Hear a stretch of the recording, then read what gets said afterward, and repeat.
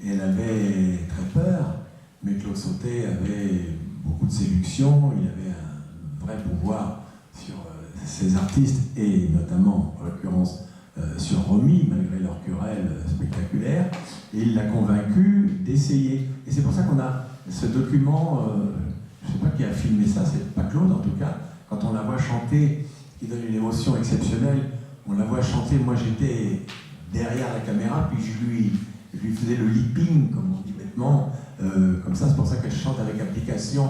Ce soir, nous sommes 7 ans, et ensemble, tu ne m'aimes plus. Et cette façon très en danger qu'elle a d'interpréter sur cette musique, cette mélodie simple, qui est une très jolie mélodie, avant l'intervention de Piccoli qui fait une intervention parlée, ça confère une émotion. Cette émotion vient évidemment la profonde émotion qui était comme un feu en elle, en Romy tout le temps dans la vie. C'était quelquefois d'ailleurs difficile parce qu'elle prenait feu pour rien dans un déjeuner ou un dîner et tout ça. Bon, il fallait faire attention. Et pour éteindre le feu, c'est ça plus dur.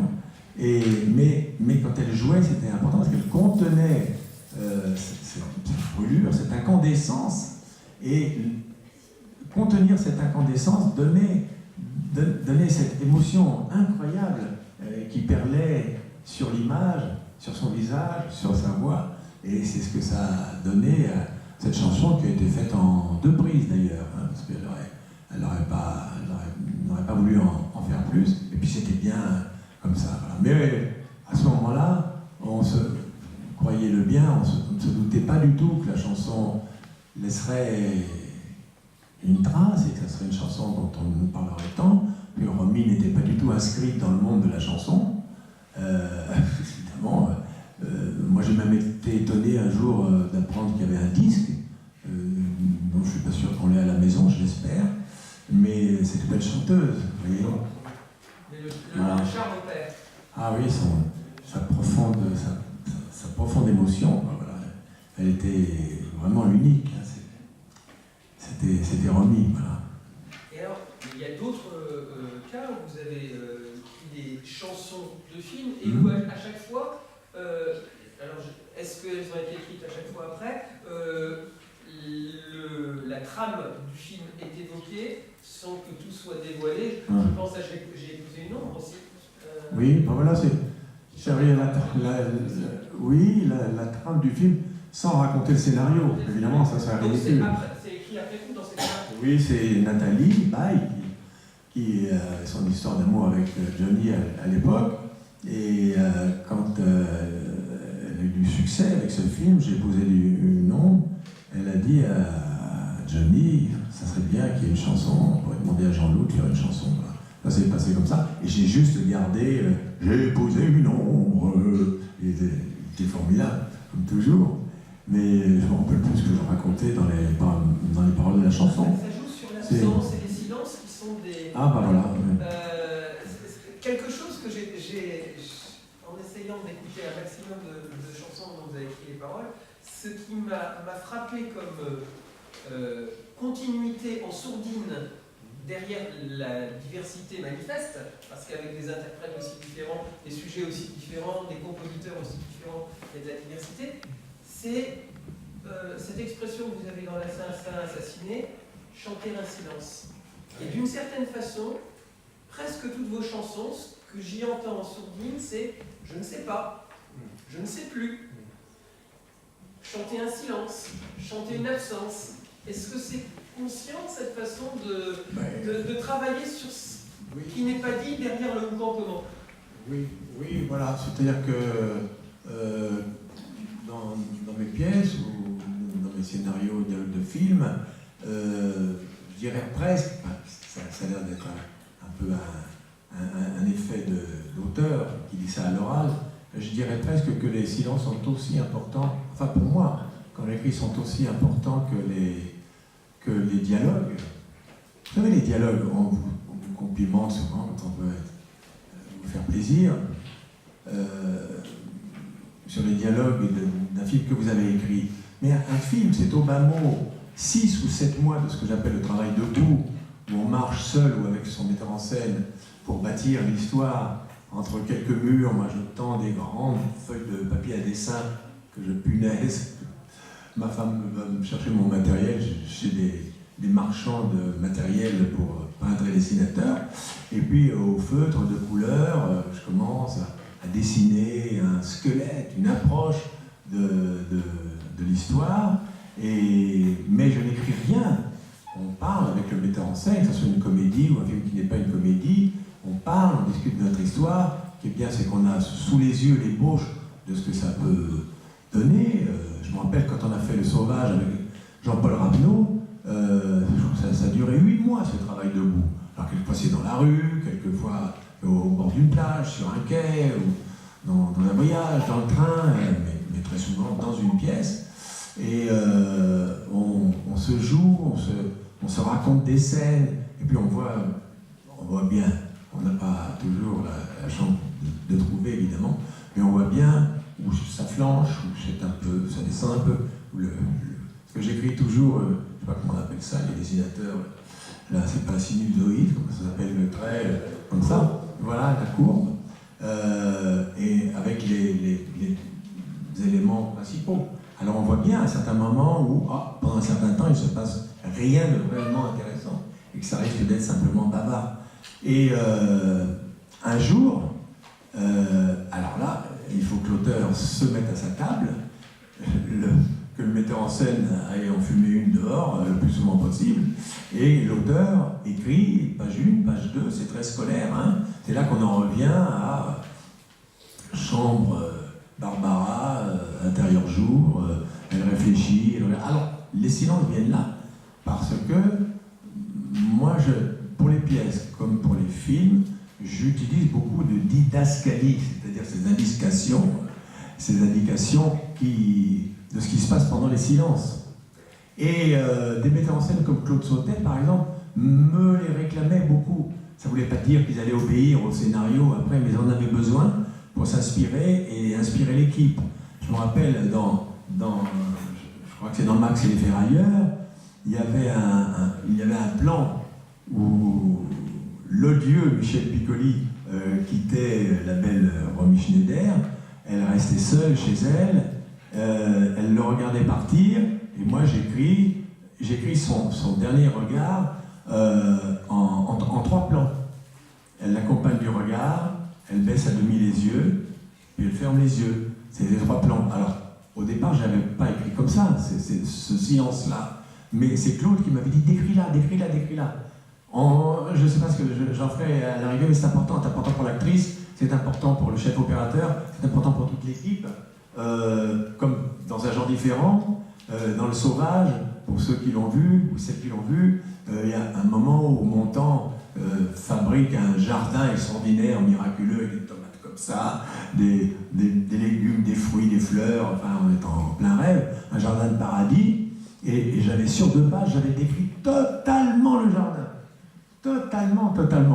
Alors, il en est resté ce qu'il en est resté, mais Jean-Paul tenait beaucoup à ce récit, c'est du travail en plus, hein, parce que c'est bien plus facile de mettre, en effet, un intérieur bistrot Valenciennes, 2 copains parlent, et d'engager son dialogue comme ça. Je me rappelle Francis Weber, il m'a dit un jour, tu vas t'embêter à tout mettre tes détails, là, tout ça. De toute façon, ils n'en ont rien à faire. Moi, je dis, c'est pas vrai. Ils en tiennent compte souvent. Et puis ça les inspire. Non, tu enfiles ton dialogue. Voilà, très bien. Chacun sa manière. Hein. Mais les silences, vous voyez, le dialogue, c'est vrai, c'est très important. Mais s'agissant du théâtre, par exemple, vous n'auriez pas l'idée, après une représentation, d'aller dans la loge d'un acteur ou d'une comédienne que vous connaissez et de faire toc entrer et de lui dire « Oh là là, ce que tu étais bien maquillé », ça serait comme une paire de claques d'entendre ça après toute une représentation. Et ben, le dialogue est aux auteurs ce que le maquillage est aux acteurs. C'est indispensable, c'est indispensable, mais c'est le travail d'après, c'est le travail de la fin. Vous ne devez pas pouvoir, si j'ose déranger ce mot de devoir, écrire votre dialogue si vous n'êtes pas sûr complètement de la situation, des rapports profonds ou explosifs, éphémères, passagers entre vos 2, 3, 4, 5 personnages. Autrement, c'est de l'écume, vous voyez.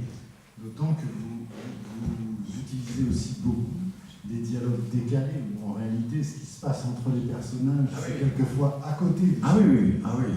Avec mes amis Jean-Claude Sautet, j'étais gâté, parce que comme il adorait les scènes de bistrot, en fumée, avec la pluie sur la vitre, la pluie dehors, je n'écrivais pas que le dialogue entre Bruno Kremer et Romy dans une histoire simple, par exemple. J'écris les dialogues de second plan, les choses comme ça, etc. C'est beaucoup de temps. À certains, ça doit paraître inutile à la lecture. Enfin, d'abord, c'est ma manière. Et puis, je sais que les metteurs en scène, même, encore une fois, s'ils ne vont pas tenir compte de la moitié ou des 3/4 de ces fameuses didascalies, de ces fameuses indications, malgré ça, comme disait Claude, ça inspire l'équipe. Ils savent de quoi il s'agit, de quoi on parle, où on est, quel est le caractère, quel est l'esprit du film. Et cette honnêteté. Et alors, quand il y a des écritures pour un interprète, et pas simplement avec une musique donnée, je pense à la rencontre avec Gabin. Est-ce qu'on travaille d'une manière différente? Est-ce que c'est Gabin qui je sais... Mais sans déranger le grand Jean Gabin, rencontre unique dans ma vie, trop courte pour moi évidemment. J'aime bien dire, ma femme qui est là, Jean-Loup, il dit toujours ça, mais je ne peux pas m'empêcher de le dire, que les acteurs sont les souffleurs des auteurs. J'ai toujours pensé ça, et je considère les chanteurs comme des acteurs. Je leur dis toujours, je pense que quand j'écris pour toi, je te vois pas en studio avec le casque et les techniciens derrière la vitre, je te vois sur scène jouer comme un acteur la chanson avec ton orchestre, tout simplement au piano. Bon, pardon. Et la grande chance qu'on peut avoir, qu'on n'a pas toujours, surtout maintenant, je parle d'un scénariste à mes côtés, vous savez, Laurent, c'est cette chance qu'on a quelquefois de savoir pour qui on va écrire. Et il est évident que si vous savez que vous avez Montand et Isabelle Adjani, ou Lino, et je parle parmi les miens, ou aujourd'hui Catherine Fro,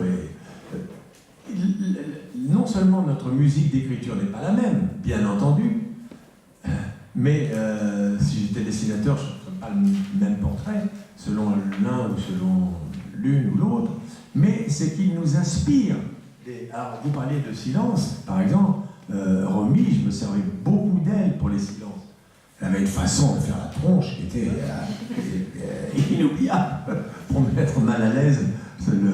Le Montand ou le Piccoli ou le Kremer qui était le personnage de l'homme, ou les autres.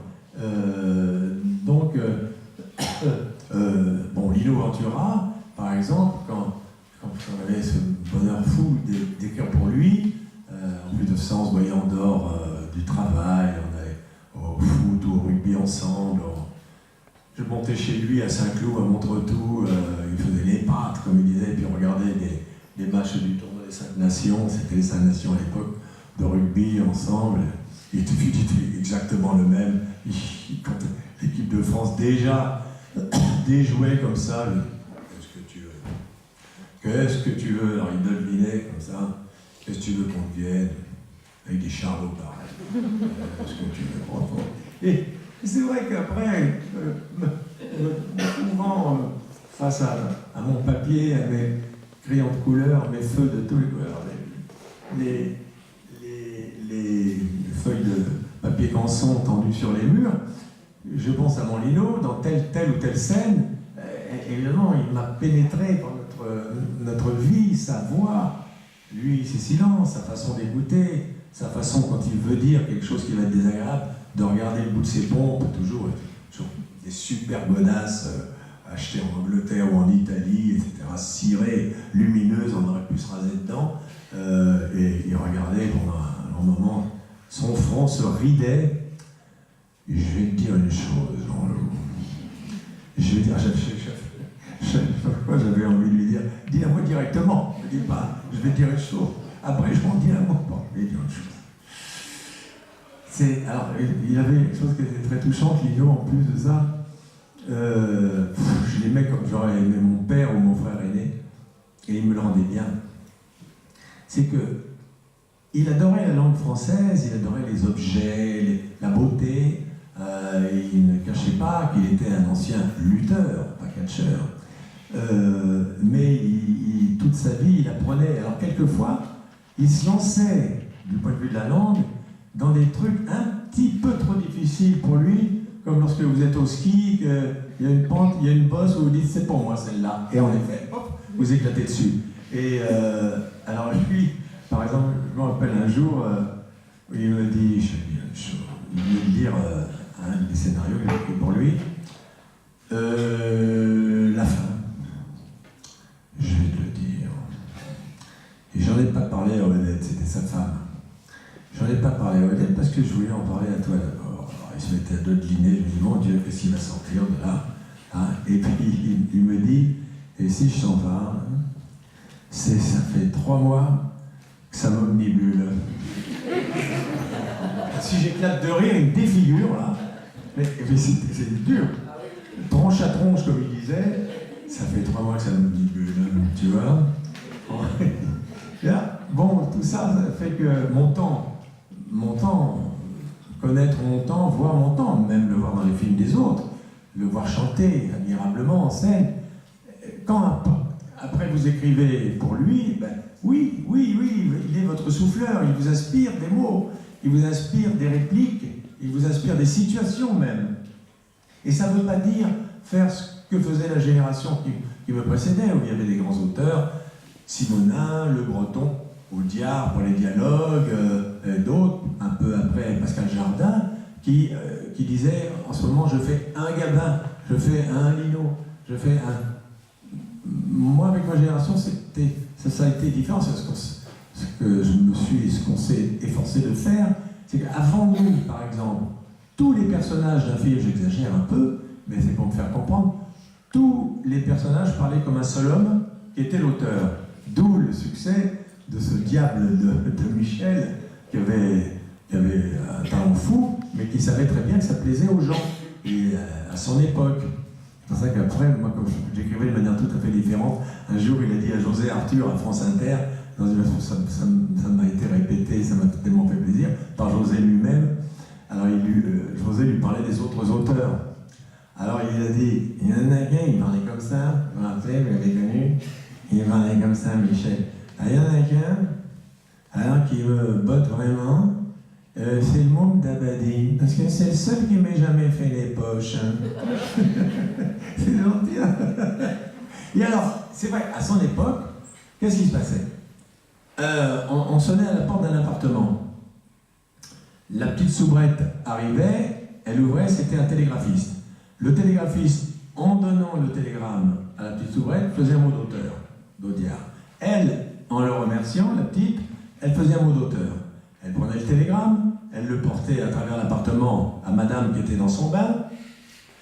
Madame, en la remerciant, je reconnais l'écriture, ah non, c'est un télégramme de mon ami maître. Elle ouvrait le télégramme, dans le télégramme il y avait un mot d'auteur. Tout le monde parlait comme un seul homme, dans le meilleur c'était comme Audiard. Moi je me suis efforcé, venant après, en grande partie après, et puis d'autres que moi, à ce que un seul homme parle comme tout le monde. Voilà. C'est exactement, sans le faire exprès. Et c'est dans mon caractère, dans ce que je voulais. Je voulais accéder, ça n'a pas été simple. Hein. Au début, j'écrivais avec trop de maniérisme, de minauderie de texte, trop de virgules, trop d'adjectifs, trop d'affecterie. Et puis j'ai appris à émonder, à monder, élaguer, à couper pour arriver vers ce qui pouvait être pour moi le plus simple, que ce soit dans les textes de chansons, de pièces et les dialogues des films. Et d'ailleurs, mes premiers metteurs en scène comme Claude Sautet étaient très militants, si j'ose dire ce mot-là, pour ça. Ils voulaient il voulait que les gens parlent d'une manière qui ne soit pas vulgaire. C'est pas parce qu'on est populaire qu'on est vulgaire, mais parler comme tout le monde. Vous voyez, et si possible, moi c'était mon idée, raconter, que des histoires exceptionnelles soient racontées par des gens comme les autres.